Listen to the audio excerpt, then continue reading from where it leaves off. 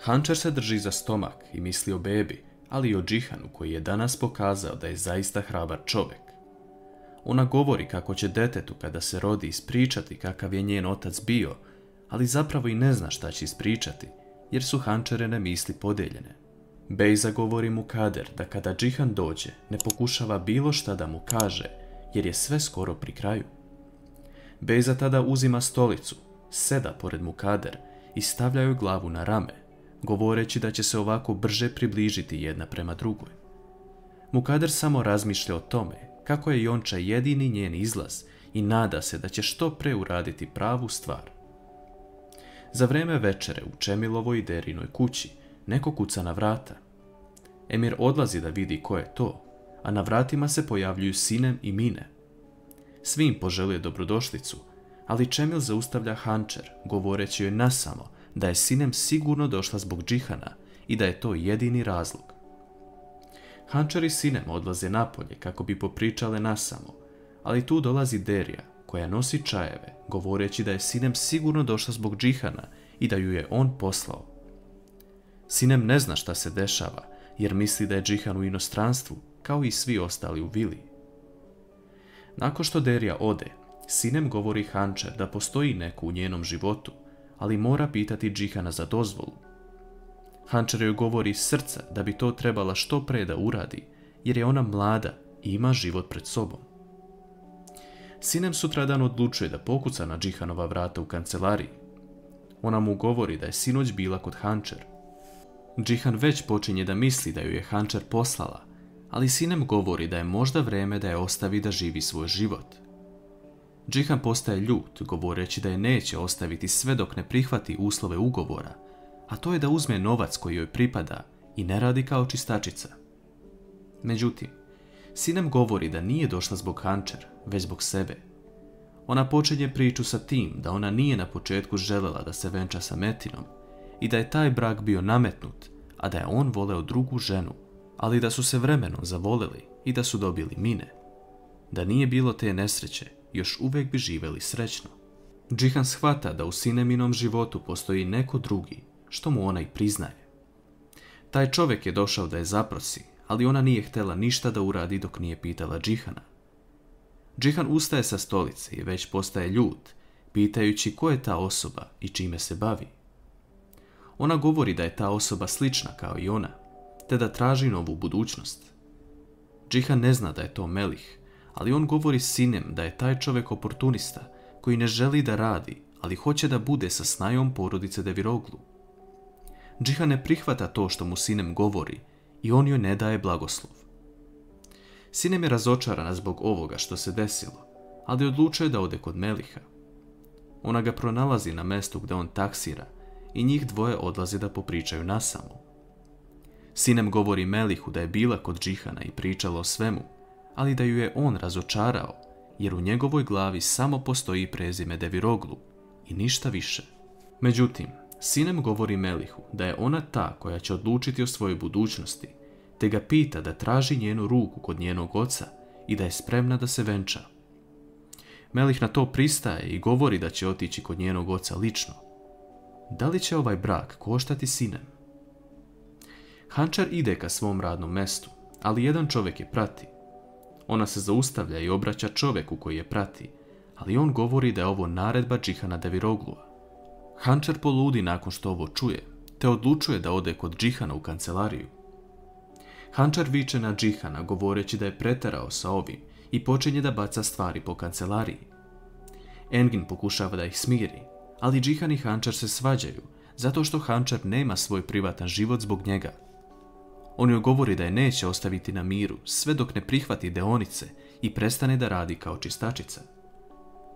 Hančer izlazi iz kancelarije, ali ubrzo nakon toga policija dolazi na Džihanova vrata i privodi ga.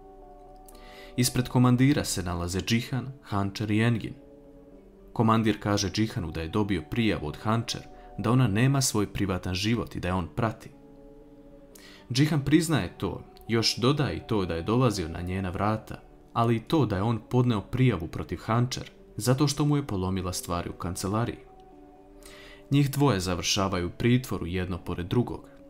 Hancher odlučuje da traži od policajca papirnu maramicu ili neku krpu kako bi očistila klupu. Naime, ona ovo radi namjerno Jihanu, jer on ne voli što ona radi kao čistačica. Međutim, ona shvata da njemu ne smeta to što čisti, već što uništava njegov ugled kod drugih ljudi. Jihan je tada uzme za ruku i privuče sebi, ali Hancher mu govori da ona ima svoj život u kom on nije dobro došao. Jihan ljutito pita Hancher ko postoji u njenom životu, ali tada dolazi komandir stanice i odvodi Jihana iz ćelije u drugu, jer je postao problematičan. Ovdje vidimo mešavinu sreće i ljubomore. Hancher, nakon što ostane sama, govori da u njenom životu postoji dete koje je deo Jihana.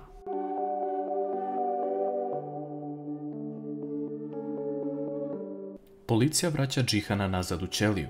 Hancher ga pita kako je, pošto ga je policajac povrijedio pendrekom prije toga. Jihan govori da je sve u redu i da ona gleda svoja posla. Hancher mu govori da nije željela da se ovako završi, ali Jihan je tada pita zašto su ovo morali da urade sebi. Čemil i Derija se brinu gde je Hancher. Derija zove ženu kod koje je Hancher trebala da radi, ali ona joj govori da Hancher uopšte nije došla na posao i da joj je ovo posljednja opomena. Čemil, čuvši to, kreće ka vili Deviroglu, ali Derija mu govori da to ne radi, već da prvo ode kod Ertugrula. Čemil sluša Deriju i odlazi kod Ertugrula, govoreći mu šta se desilo. Ertugrul pokušava da nazove Hancher, ali telefon je isključen. On se tada seti da Engin sigurno zna šta se desilo i dobija informaciju da su Hancher i Jihan u pritvoru do sutra ujutru. Policija odvodi Jihana da popriča sa svojim advokatom Enginom. Engin mu govori da ih ne može izvući večeras iz zatvora, te da mogu tek sutra ujutru izaći, ako ne naprave još neki problem. Jihan govori Enginu da povuče tužbu protiv Hancher, a Engin mu govori da ona već povukla svoju tužbu i to daje nadu Jihanu. Po povratku u ćeliju, Jihan vidi da je Hancher gladna. On naručuje preko policajca da mu donese hranu i on govori Hancher da izabere šta želi jer je uzeo više stvari. Hancher mu se zahvaljuje i napokon odnos između njih biva bolji. Hancher je hladno i ne može da zaspi, a Jihan joj daje svoj kapu da se pokrije.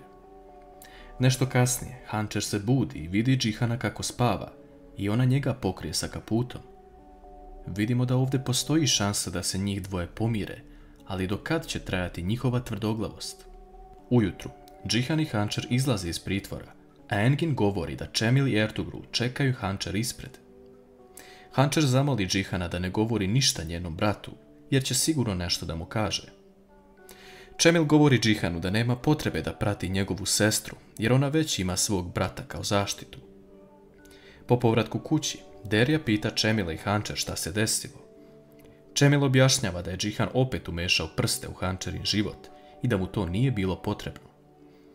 Hancher govori da je rekla Jihanu da neće ništa od njega i da neće uzeti deonice koje joj nudi, te da će se držati svog posla pošteno. Derija im oboma govore da im novac stoji pred nogama, a oni ne žele da ga pokupe. Nešto kasnije, Derija viče na Emira, zato što on želi da ide na ekskurziju sa svojim vršnjacima, a Derija nema novca da mu to plati. Hancher dolazi i obećava Emiru da će mu ona sutra platiti za ekskurziju sa svojim novcem, jer već ima zakazan posao. Pada noć, a Hancher i Jihan razmišljaju jedno o drugom. Jihan razmišlja o tome kada je dobio udarac sa pendrekom po ruci, da je Hancher reagovala kao da je ona povrijeđena, a ne on. On osjeti da se mogu pomiriti. Hancher razmišlja o tome kako želi da Jihan stane sa ovim, jer joj još više nedostaje, ali ne želi to da mu prizna. Sutradan ujutru, Jihan dolazi u Enginovu kancelariju, ali tu vidimo jednu zanimljivu stvar koja može otkriti dosta toga. Dok je Engin uzimao Jasemine privatne stvari, jer želi da proda tu kuću, on je naišao na jednu narukvicu koju je nosila neka bogata osoba, jer to ne može svako priuštiti. Engin pita Jihana da li je Hancher nosila ovu narukvicu, ali Jihan je siguran da nije. Engin tada govori da neće stati dok ne pronađe kome je ovo ispalo, te da je ovo samo njegov osjećaj, bez ikakvog dokaza. Pred Hancherinu kuću stiže kombi koji će odvesti na određenu lokaciju za čišćenje. U pitanju je jedna posebna vila, a to je vila Deviroglu. Bejza je zakazala posao da joj Hancher lično očisti sobu, ali samim tim sprema još više iznenađenja kada se Hančer pojavi. Hančer po dolasku pred vilu govori vozaču da ne može ovdje raditi, ali on čovjek samo radi svoj posao i ne može da je ostavi dalje. Ona tada izlazi iz kombija te zove agenciju, govoreći da neće raditi u ovoj vili, ali agent joj govori da će je onda tužiti i završit će na sudu. Hančer kroz glavu prolaze reči kako je obećala Emiru da će mu platiti ekskurziju i ona skuplja snage te pozvoni na vrata vile. Vrata joj otvara Bejza i govori da može početi od njene sobe. Bejza naređuje Fadime, koja se začudi kada vidi Hančer, da joj da novu obuću i pokaže šta treba da uradi. Kakav će ishod imati ovaj Bejzin plan i da li će Džihan saznati za to?